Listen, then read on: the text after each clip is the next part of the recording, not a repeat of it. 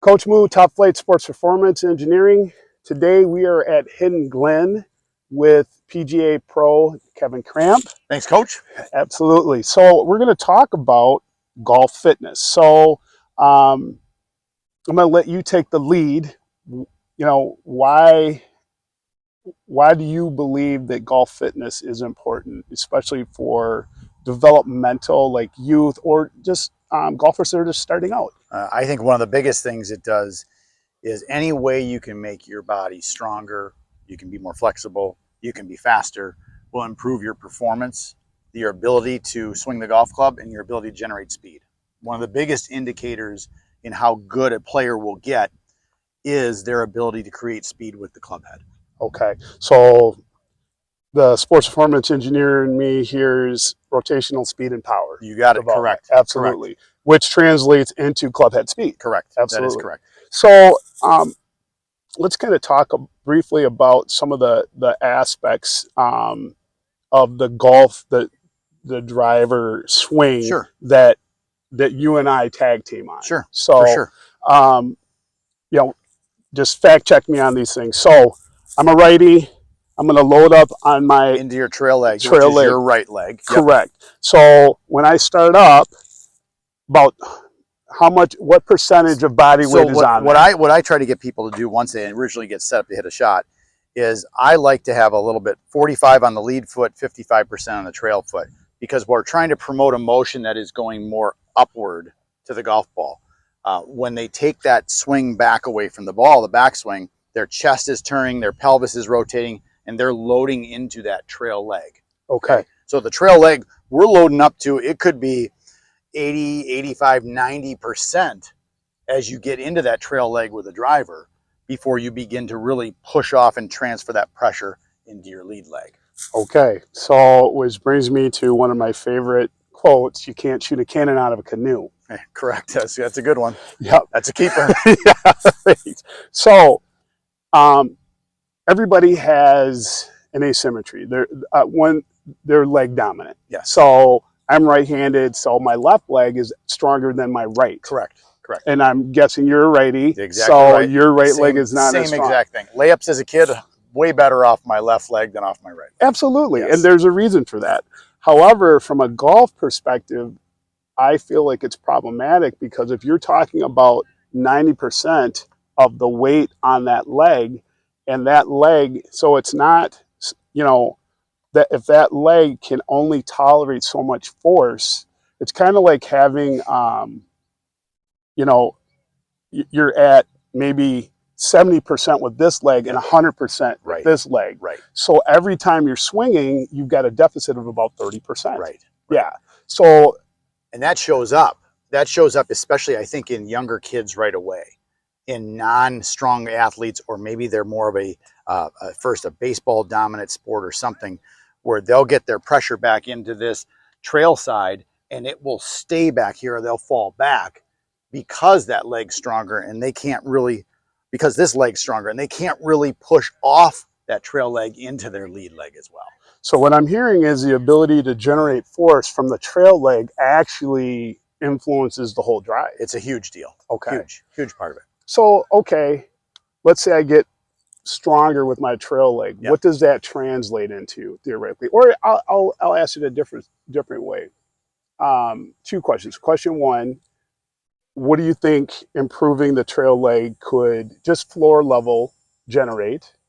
And then, so I answer that one, then I'll come back. Yeah, I think you're talking clubhead speed, and clubhead speed is like money to tour players, amateurs, whatever. You generate more if you can get stronger here in your trail leg, so you're able to push off and really push into your left side and rotate your pelvis and rotate your chest better. If you pick up 5 miles an hour of clubhead speed doing that, that's up to 15 yards of carry distance with a club. That's huge. So on our side of things, when we teach and fit, someone will buy a driver if they get 10 more yards. So they'll spend $500 to $600 to get 10 yards that way. Okay. They might not put it in their body, but they'll do it that way. When if they were doing both, they just raised that level of distance and that speed up another whole notch. So you're saying 15 from the equipment and 15 from the training. It's, now you got 30 yards improvement. Yes, Gunnar and I here have had plenty of people we have fit this year that on our GC quad launch monitor, they will pick up 15 to 20 yards carry with a new driver. Wow. And we know, and some of it, that's not even the speed changing, that's just the technology. So if they actually increase their speed, now they're increasing even more distance. When anytime you can hit one less club to the green, that's a huge deal because the ball flight's higher, it stops better, it spins better, they can control that.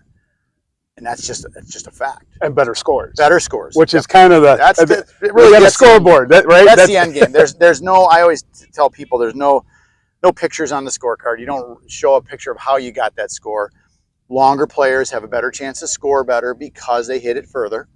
Okay. And they have shorter irons in, wedges that are higher, and they can control those better. Doesn't always guarantee success, but definitely our better players here at our club and our better juniors hit the ball further. Well, and it puts you in position. It doesn't guarantee you a win, but it definitely gets you in the championship game. Yes, it does. For sure it does. Okay. That's awesome. So and you actually answered my other question, you know, what's 20 yards or, you know, extra 15 yards worth. So thank you for covering that. It's when you're just fitting for a club, it's priceless. When you add that in to show them you can pick up speed, it's unbelievably different. Awesome. As you know, from working with a few of the juniors here for the last 6-7 years, we've got some girl players that hit the swing the driver 95 to 100 miles an hour. Wow. We got 2 college players, 2 female college players that hit it swing over 100. I mean, and that's a lot of club head speed. That puts them at a LPGA tour level already at this speed wise, which is crazy. Okay. Yeah. Well, and I love that you use metrics for club head speed. You know, there are certain sports that are more metric driven. Yes. You know, it's funny. I mean, you look at the distance, drive distance, and everything, but the club head speed is also critical. So club head speed. Yeah, club head speed's critical in that element, and that's something where you've been a big help here and continue to will be. A new club doesn't necessarily change the club head speed of a player, but because it's better made and it's more forgiving, it might increase the ball speed, which is another big factor. And ball speed's based off your club head speed, angle of attack, and your centerness of contact. So all those factors roll into a good drive. So the other thing that you know, I just want to kind of discuss with you briefly is, you know, the efficiency of the drive. So you know, so if I can consistently bash, you know, or hit the ball well. Yeah. You know, the more force I can generate from this trail leg has got to make me more efficient in the other parts of the whole movement. Right? I would think as you're going through it and the training you've done with other sports and golf included, if this trail leg is their weak leg and that gets stronger so that they're balanced out. Yep. And you've shown me some great numbers of that as that progresses and changes with people. If someone's trail leg is getting stronger, I think their ability, one, probably a little less injury prone. Ooh. You know. Yeah. 2, their ability to really rotate their pelvis, rotate their chest to generate that speed as you're going through, versus that person that hits a shot and is falling backwards because they don't have that power to push off, and they get what's called chest side bend, going away from the target too much, and you're not gaining speed. You're losing. So there's 2 aspects to it. There's the ability to have great technical form, great technique, right? But also then the first generation. Yes. Yeah. Yes. Yep. Okay. And one of the analogies that I come up with is, you know, if you've got like a big gallon pitcher and that's the lead leg. Yeah. You know, and you got a 12-ounce glass and you're pouring it into that gallon container. It doesn't matter that this leg is strong because it's not a gallon jug going to a gallon jug. It's a cup going into the gallon jug. Right. So it's just from a biomechanical standpoint, it's just inefficient. Right. Very, very true. Very true. Absolutely.